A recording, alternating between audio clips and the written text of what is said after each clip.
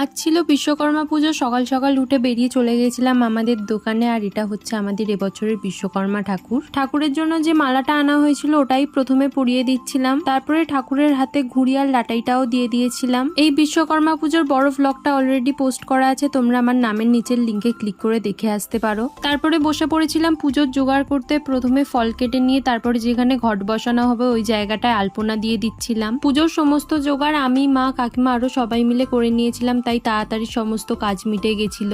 জোগাড় করে নিয়ে আমাদের অনেকক্ষণ ওয়েট করতে হয়েছিল, কারণ আমাদের ঠাকুরমশাই একটু লেটে এসেছিলেন। তারপর কিছুক্ষণ পরে আমাদের ঠাকুরমশাই চলে এসেছিলেন আর শুরু হয়ে গেছিল পুজো।